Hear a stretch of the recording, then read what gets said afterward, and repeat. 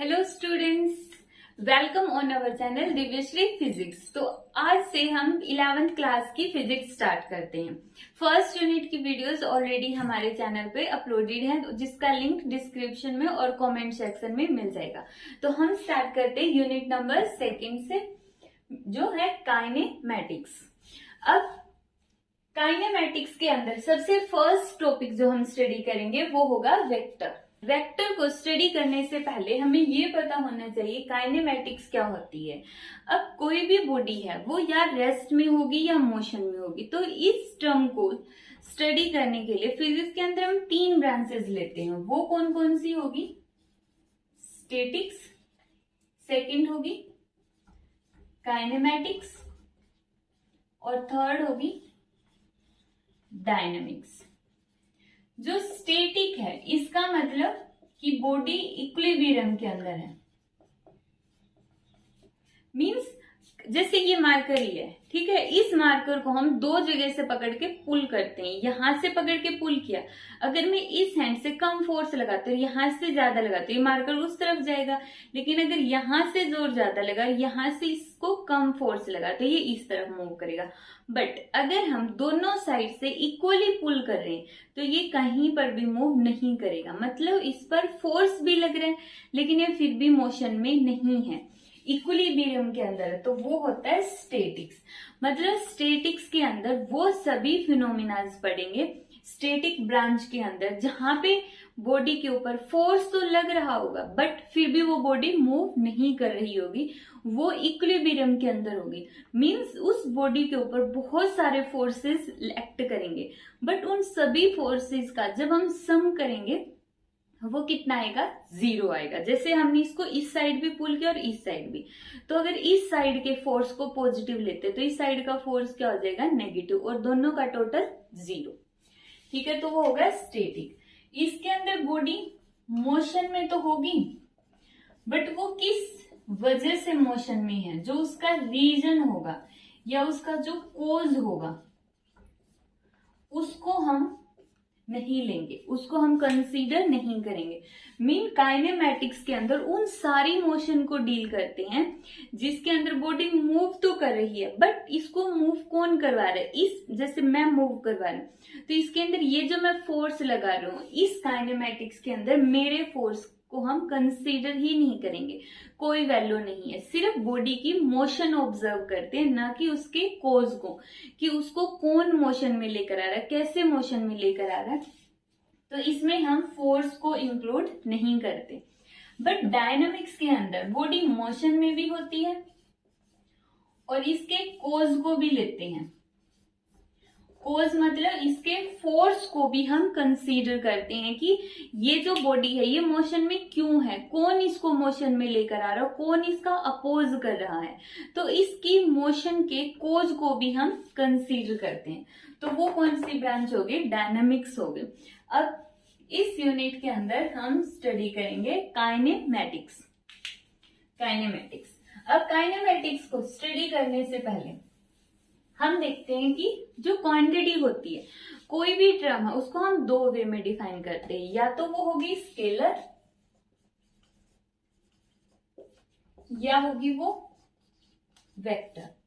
ठीक है, अब देखो स्केलर और वेक्टर को डिफाइन करने के लिए हम सबसे पहले इनकी डेफिनेशन ही देख लेते हैं। स्केलर का मतलब जिसको डिफाइन करने के लिए हमें सिर्फ मैग्नीट्यूड की जरूरत पड़े, और वेक्टर जिसको डिफाइन करने के लिए हमें मैग्नीट्यूड एंड डायरेक्शन दोनों की रिक्वायरमेंट हो,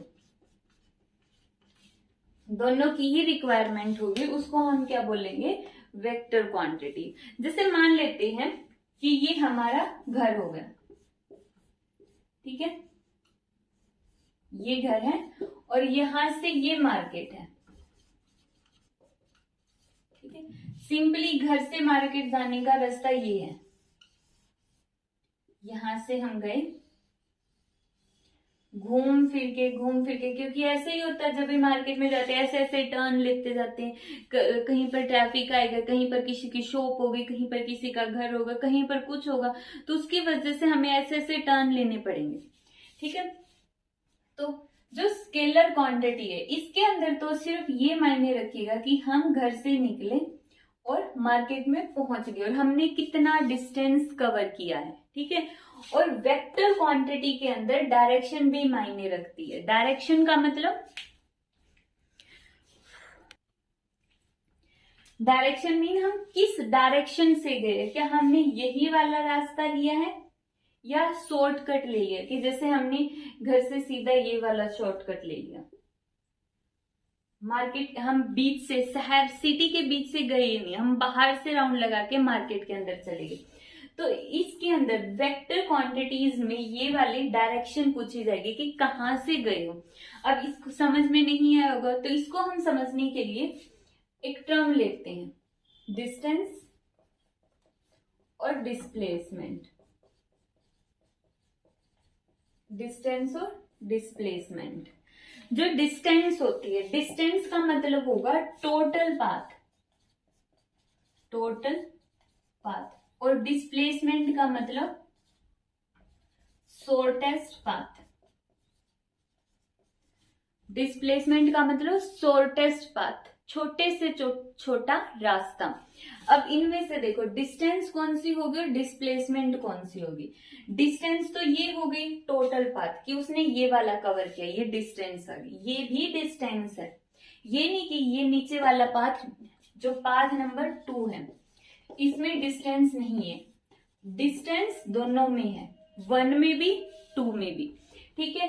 जो हमने, जब हम सिर्फ और सिर्फ टोटल पाथ देखते हैं वो तो मानी जाएगी उसकी डिस्टेंस, बट अगर हम ये बोल दे कि ये चीज इसकी डिस्प्लेसमेंट है, डिस्प्लेसमेंट ये नहीं हो सकती, ये डिस्टेंस हो सकती है, डिस्टेंस दोनों हो सकती है, डिस्टेंस दोनों है, बट डिस्प्लेसमेंट का मतलब होता है छोटे से छोटा रास्ता। ये वाली चीज डिस्प्लेसमेंट नहीं है, ये वाली चीज भी डिस्प्लेसमेंट नहीं है। डिस्प्लेसमेंट होगी सीधा रास्ता। अगर हम बिल्कुल ऐसा रास्ता ले जो बिल्कुल उसके बीच का छोटे से छोटा रास्ता है, जैसे हम बोल सकते हैं कि अगर घर से मार्केट टोटल देखिए स्काई के थ्रू, मैप के थ्रू देखो कि ये घर है, ये मार्केट है, ऊपर से स्काई के थ्रू ये देखो कि कितनी डिस्टेंस है, 2 किलोमीटर, तो ये 2 किलोमीटर ही क्या होगी उसकी डिस्प्लेसमेंट होगी, ठीक है। तो डिस्प्लेसमेंट का मतलब छोटे से छोटा रास्ता, ठीक है। तो ये हो गया हमारा शॉर्टकट वाला रास्ता, शॉर्टकट, शॉर्टेस्ट पाथ। अब ये भी डिस्टेंस है, डिस्टेंस सारी होती है, डिस्प्लेसमेंट छोटे से छोटा रास्ता। अब यहां पर देखो इसमें हमें डिस्प्लेसमेंट के अंदर मैग्नीट्यूड भी है, क्योंकि है ही मैग्नीट्यूड तो उसकी लेंथ तो है ही, और लेंथ है तो इसका मतलब उसका मैग्नीट्यूड भी है। तो डिस्प्लेसमेंट के अंदर मैग्नीट्यूड भी है और डायरेक्शन भी है। अब डायरेक्शन का क्या कॉन्सेप्ट आ गया डिस्प्लेसमेंट में, क्या हम कहीं से भी कोई भी डायरेक्शन ले सकते हैं छोटे से छोटे पाथ के लिए। छोटे से छोटा पाथ मतलब उसके हेड ऑन डिस्टेंस। अब जैसे ये मार्केट है, ये घर है, तो इनके बीच की जो हेड ऑन मतलब बिल्कुल सामने से जो डिस्टेंस होती है वो वाली क्या होगी, शॉर्टेस्ट डिस्टेंस होगी। तो मतलब इसमें डायरेक्शन मायने रखती है। और अगर हम इसको थोड़ा सा और समझते, हमें कोई शॉर्टकट पता है, कहीं भी जाने का शॉर्टकट पता है, घर से स्कूल जाते हैं, पैदल जाना है तो उसका शॉर्टकट हमें पता है, बट ऐसा तो नहीं है कि हम आंख बंद करें और कहीं से भी चल पड़े तो वो स्कूल में पहुंच जाएंगे। उसके लिए हमारे पास ये होना चाहिए ना कि ये हमारा घर है और ये हमारा स्कूल है, और अगर हम घर से इस रास्ते पर जाएंगे तो ही स्कूल पहुंचेंगे, तो वो डायरेक्शन मायने रखेगी। तो ये होती है डिस्प्लेसमेंट। डिस्प्लेसमेंट मतलब कि शॉर्टेस्ट डिस्टेंस, छोटे से छोटा रास्ता लेने के लिए हमें रास्ते का पता होना चाहिए कि ये वाला रास्ता है, ठीक है।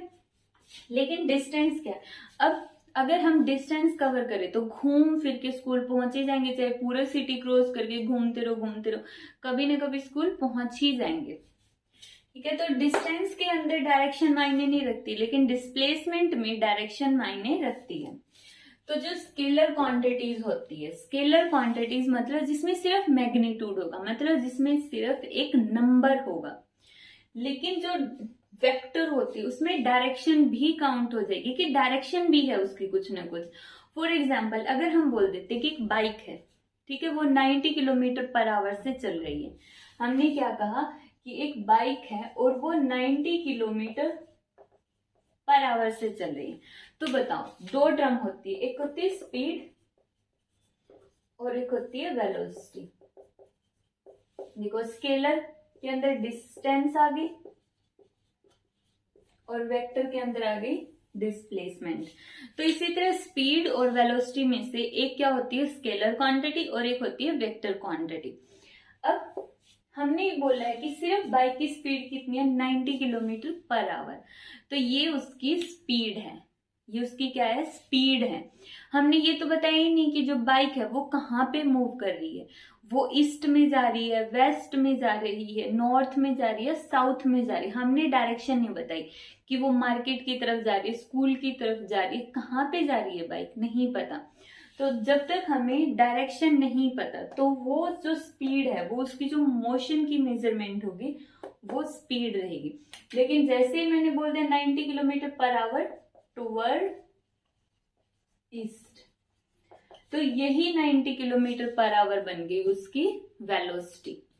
ठीक है, तो स्पीड तो क्या होगी, स्केलर। स्पीड के अंदर तो सिर्फ एक नंबर था, लेकिन जैसे ही हमने उसके अंदर डायरेक्शन भी लगा दी, डायरेक्शन मीन्स ईस्ट की तरफ, तो वो क्या बन गई, एक वेक्टर क्वांटिटी। इसके अलावा भी हम बहुत सारे टर्म्स ले सकते हैं, जैसे मास होता है, मास, और एक होता है वेट। दोनों में क्या डिफरेंस होगा, मास और वेट में। मास का मतलब क्वांटिटी ऑफ मैटर, कि कितने मैटर से मिलकर बना है, कितनी उसके अंदर स्किन है, कितनी हड्डी है, कितना उसके अंदर ब्लड है। तो वो जो टोटल मैटर जिससे हम मिलकर हम बने हैं, तो वो तो क्या होता है, मास होता है। वेट का मतलब जब उस मास को, इस क्वांटिटी को अर्थ अपनी तरफ खींचती है, अर्थ अपनी तरफ फोर्स लगाती है, उस फोर्स को हम क्या बोलेंगे, वेट बोलेंगे। तो इनमें से स्केलर और वेक्टर क्वांटिटीज कौन सी होगी, बताओ। अब देखो, जो मास है उसमें कोई डायरेक्शन नहीं है। मास का मतलब क्वांटिटी, और वो क्वांटिटी की कोई डायरेक्शन नहीं होती। क्वांटिटी मतलब जैसे मिट्टी ले ली, अब उस मिट्टी को जब तक हम कोई शेप नहीं देंगे तब तक उसकी कोई डायरेक्शन नहीं है। शेप देने के बाद भी जब उस चीज को, जिस भी मटेरियल की शेप हमने दी, उसको जब तक कोई चीज पुल या पुश नहीं करेगी, उसकी कोई डायरेक्शन नहीं रहेगी। तो मास का सिर्फ मैग्नीट्यूड होता है कि 1 किलोग्राम है, 10 किलोग्राम है, 20 किलोग्राम है, तो मास का सिर्फ मैग्नीट्यूड होता है। लेकिन जो वेट है, वेट का मतलब अर्थ उसको अपनी तरफ खींच रही है, तो इसका मतलब वेट क्या हो गया, एक वेक्टर क्वांटिटी हो गई। तो वेट का मतलब क्या हो गया, एक वेक्टर क्वांटिटी हो गई। ठीक है, अब देखो, जो मास है उसको हम मेजर करते हैं किलोग्राम में, और वेट को मेजर करते हैं हम न्यूटन में। बट फिर भी हम क्या करते हैं, अगर कोई हमसे पूछते कि तुम्हारा वेट कितना, हम कितना बोलेंगे, 52 केजी या 48 केजी, जिसको जितना भी बोलना है। तो हम ऐसा क्यों बोलते हैं कि 48 केजी, ये तो मास हो गया हमारा, लेकिन उसने क्या पूछा कि तुम्हारा वेट कितना है। मास का तो हमें पता ही नहीं कि हमारा मास कितना है। ठीक है, तो यहाँ पर ये चीज हम हमेशा गलत बोलते हैं। ये कितना होगा, 48 न्यूटन होगा। अगर कोई भी पूछता तुम्हारा वेट कितना है, तो वे बोलोगे 48 न्यूटन।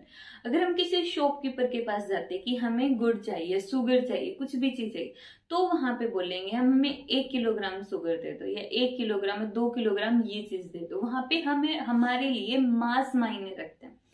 लेकिन यहाँ पे हम क्या देख रहे हैं, वेट पूछ रहे हैं कि तुम्हारा वेट कितना है, तो वेट की यूनिट क्या होगी, न्यूटन होगी।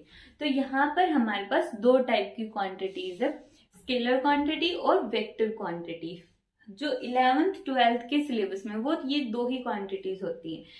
आगे जब हम हायर स्टडी करते हैं, वहां पे एक और क्वांटिटी आ जाती है, टेंसर।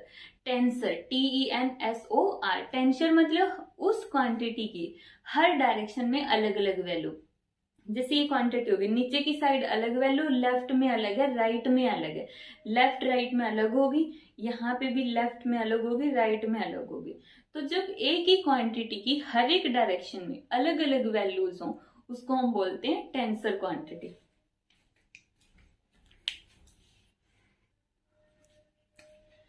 नेक्स्ट लेक्चर के अंदर हम स्टडी करेंगे कि ये जो वेक्टर होता है ये कितने टाइप्स का होता है, वेक्टर को हम रिप्रेजेंट कैसे करते हैं, वेक्टर का मतलब क्या होता है।